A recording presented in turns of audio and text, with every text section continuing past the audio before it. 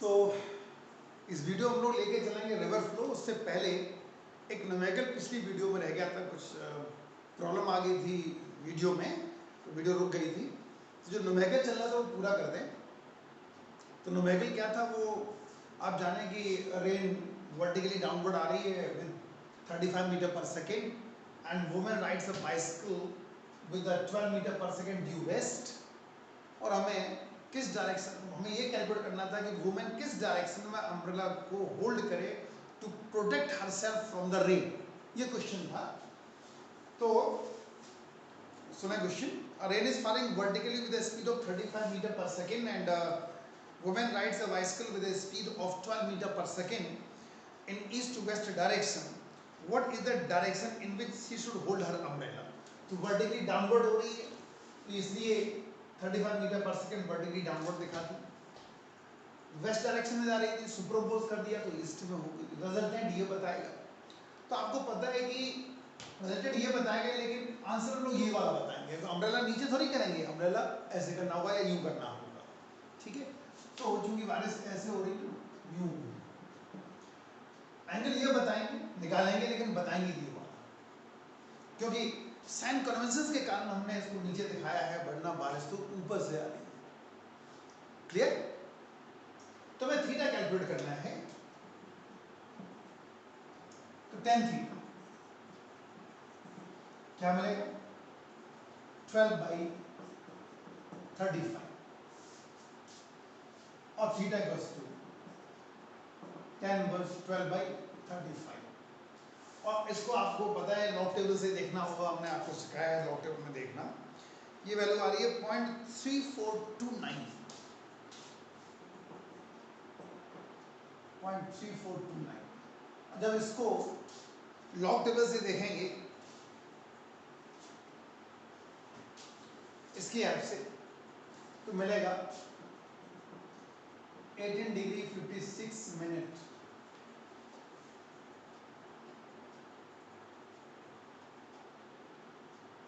Waste of north,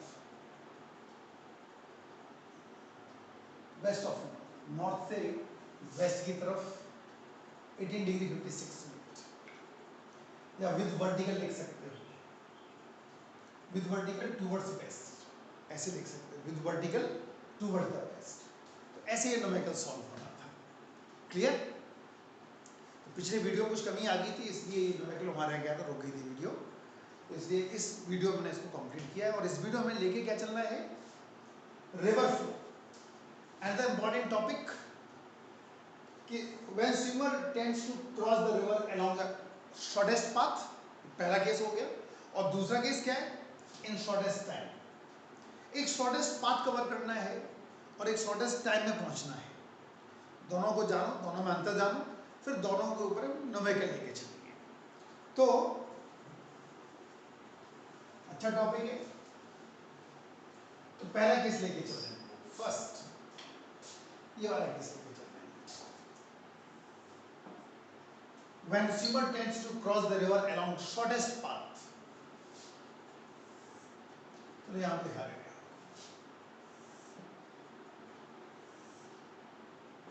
ये river flow कर रही, रिवर करंट, शॉर्टेस्ट पाथ ये बनेगा A to B। अगर स्टिल वाटर हो तो स्विमर स्ट्रेट जा सकता है A to B, और वो भी अपनी स्पीड से जा सकता है। लेकिन there is a river current, river current दी हुई है, तो अगर स्ट्रेट जाएगा तो यहां पहुंच के इधर पहुंचेगा। लेकिन जाना उसको शॉर्टेस्ट पाथ कवर करना है, यानी उसको बी पे पहुंचना है, ए से डायरेक्ट बी पे पहुंचना है। तो क्या करना होगा? उसको अपस्ट्रीम जाना पड़ेगा, अगेंस्ट द फ्लो चलना पड़ेगा, अपस्ट्रीम इधर जाना पड़ेगा, तब वो बी पे पहुंचेगा। अगर वो बी को ही लेके चलेगा तो इधर नहीं पहुंचेगा। तो शॉर्टेस्ट पाथ अगर उसको कवर करना है तो उसको अपस्ट्रीम जाना पड़ेगा, इस तरह जाना पड़ेगा, with velocity of swim upstream, that is called upstream angle theta. ये भी थीटा ही बनेगा और ये स्पीड होगी रिवर की।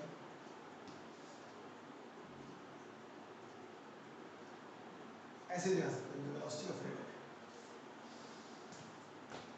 ओके, वीएस से जा रहा है तो वीएस से पहुंचेगा नहीं, रिजल्टेंट स्पीड से पहुंचेगा, दैट इज वी। तो वी होगी कितनी, अगर हमें वी कैलकुलेट करना है तो वी क्या मिलेगा, under root we square minus v are square. Speed कम हो जाएगी, क्यों, अगेंस्ट द फ्लो चलना पड़ रहा है, against the flow, river current के अगेंस्ट जाना पड़ रहा है, इसलिए स्पीड कम होगी। टाइम निकालते हैं, time equals to distance upon speed. अगर ये डी डिस्टेंस है, t equals to d upon v, और d upon under root we square minus v are square. Time ज़्यादा लग जाएगा, क्योंकि टाइम इससे ज़्यादा लग जाएगा कि रिजल्टेंट स्पीड कम हो गई। हमारा एम टाइम का मतलब ही नहीं है, शॉर्टेस्ट पाथ कवर करना, ये एम है हमारा। तो इसलिए ये फॉर्मूले बन गए। अब हमें अपस्ट्रीम एंगल कैलकुलेट करना है। तो अपस्ट्रीम एंगल कैलकुलेट करने के लिए बहुत सारे तरीके हो सकते हैं, और हमें ये पता होना चाहिए क्या गिवन और क्या गिवन नहीं है। और हमें थीटा निकालना है। अगर वी आर और वी एस दी हुई है तो कॉस थीटा से निकाल सकते हैं हम लोग, V R upon V S. अगर वी और वी आर दिया हुआ है तो टेन से निकालेंगे, वी दिया, रिजल्टेंट दी हुई है और वी आर दी हुई है, तो टेन लगाना पड़ेगा। तो ये डिपेंड करेगा कि हमें क्या चीज़ गिवन और क्या चीज़ गिवन नहीं है। उसकी हेल्प से ही हम लोग थीटा कैलकुलेट कर पाएंगे या अपस्ट्रीम एंगल कैलकुलेट कर पाएंगे। क्लियर? ये कौन सा केस था, शॉर्टेस्ट पाथ का। और अब लेके चल रहे हैं हम लोग शॉर्टेस्ट टाइम का केस, सेकंड वाला केस लेके चल रहे हैं। अब ये वाला case, when swimmer tends to cross the river in a straight time, in a shortest time। अब ये वाला केस लेके चल।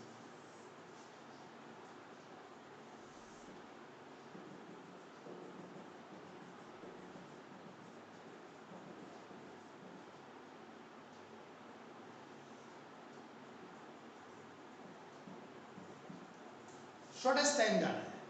अब हमारा एम ये नहीं है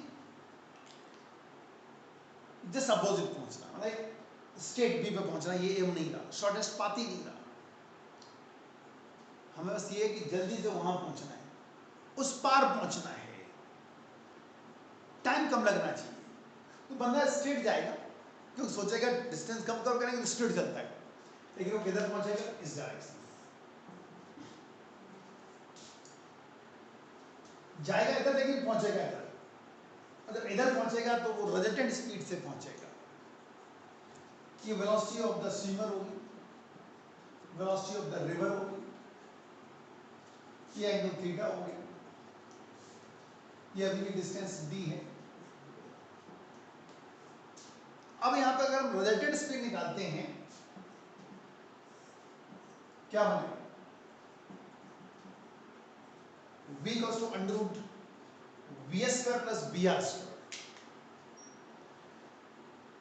स्पीड बढ़ जाएगी, क्योंकि रिवर करंट का कंपोनेंट उसको हेल्प करेगा, उसकी मोशन को सपोर्ट करेगा, इसलिए स्पीड बढ़ जाती है।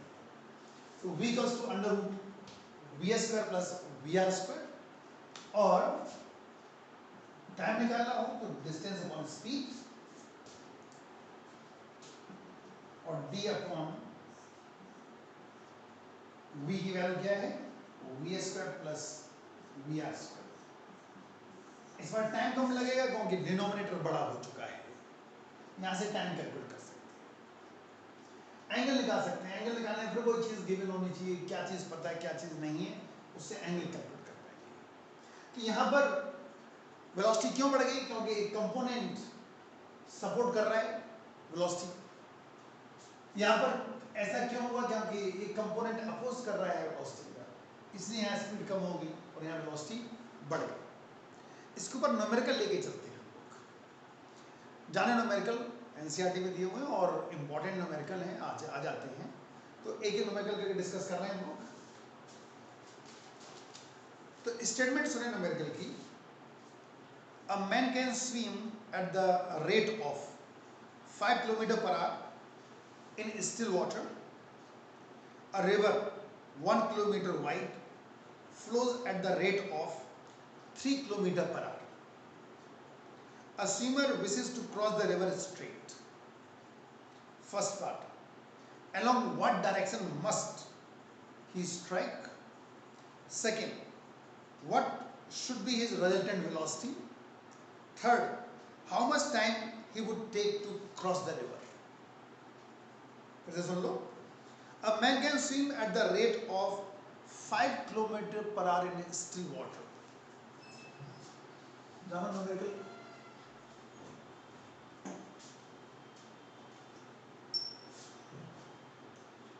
Velocity of swimmer given है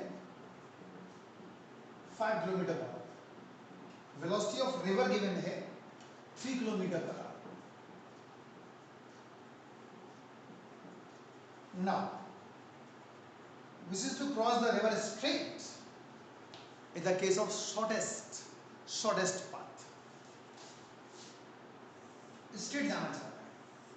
Wishes to cross the river straight. तो straight जाने के लिए उसको upstream चलना पड़ेगा. और ये डी रखी है 1 किलोमीटर. ये रिवर करंट. नाउ पहला केस कैलकुलेट करना है. along what direction must he strike? along what direction यानी कि हमें अपस्ट्रीम एंगल कैलकुलेट करना है, थीटा कैलकुलेट करना है. ये थीटा दिया भी थीटा होगा. वी आर दिया, वीएस दिया हुआ है, तो हमें cos थीटा लेके चलना पड़ेगा. cos थीटा क्या मिलेगा? V R over VS. क्योंकि वी आर दिया हुआ है, वीएस दिया हुआ है, एंगल निकालने के लिए cos थीटा यूज करना पड़ेगा. अगर वी दिया होता तो हम लोग ये tan थीटा लेके चलते. तो cos theta V R 3/5 0.6 theta equals to cos inverse 0.6. फिर लॉग टेबल में देखने पड़ेंगे, हम नेचुरल कॉस्ट में देखना पड़ेगा इसको. और जब उसको देखेंगे तो वैल्यू मिलेगी आपको 53 डिग्री 8 मिनट.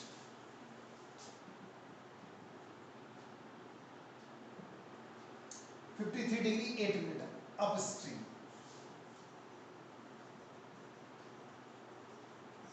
ये अपस्ट्रीम एंगल हो गया. अगेंस्ट द फ्लो चल रहे थे, शॉर्टेस्ट पाथ कवर करना था. ये पहला आपको आंसर मिल गया कि कहाँ स्ट्राइक करेगा. इतने एंगल से अपस्ट्रीम पे स्ट्राइक करेगा. अब इसका सेकंड पार्ट लेके चलते हैं. What should be the resultant velocity? ये रिजल्टेंट वेलोसिटी बन गई. तो v equals under root we square minus B R. VS दिया हुआ है 5 तो 25, 3 दिया है तो 9 root 16, so it is 4 kilometer per. Resultant velocity आ गई.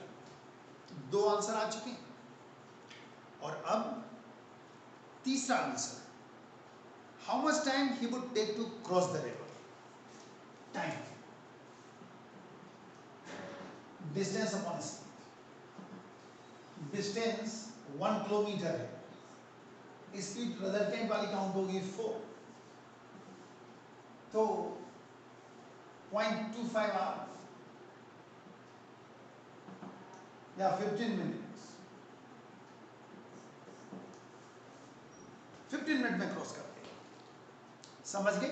कोई बात नहीं, एक नंबर और लेके चलते हैं. सिंपल नंबर के लिए और लेके चलते हैं. स्टेटमेंट सुने उसकी. River 800 meter wide flows at the rate of 6 km per hour. A swimmer who can swim at 10 km per hour in still water wishes to cross the river straight. Along what direction must he strike? What should be his resultant velocity? How much time he would take? John.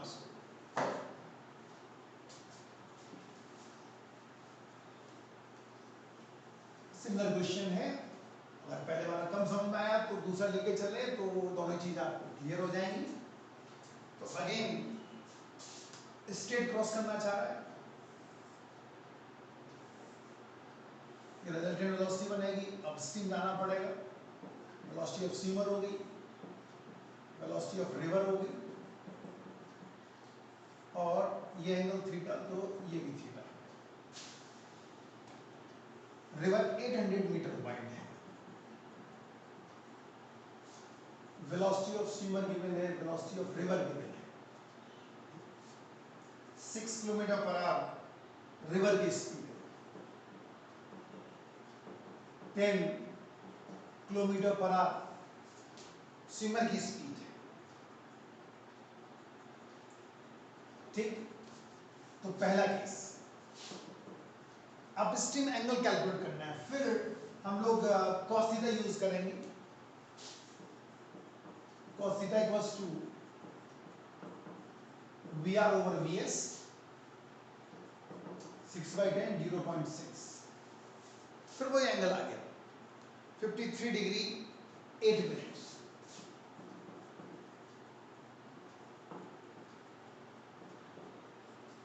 अब speed clear.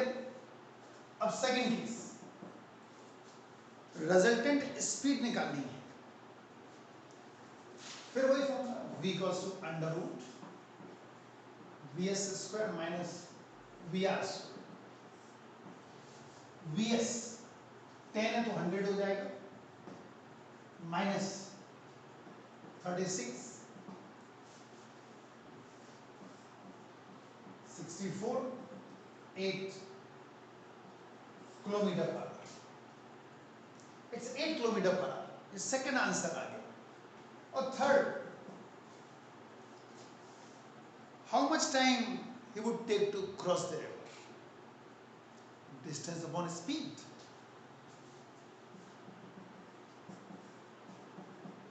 0.8 kilometre हो गई, 8 हो गया, 0.1 our, या फिर 6 minute आ गया। Clear. तो ये रेडियल वेलोसिटी का केस था, रिवर एंड स्टीमर के केसेस बोलते हैं इनको। क्लियर। और प्रैक्टिकली सब कुछ, प्रैक्टिकली सब कुछ बताया गया आपको, तो बहुत इंपॉर्टेंट टॉपिक था। और अगले वीडियो में और भी इंपॉर्टेंट चीज़ लेके चलेंगे हम लोग, रेक्टेंगुलर रिजोल्यूशन वगैरह कुछ लेके चलेंगे। ओके।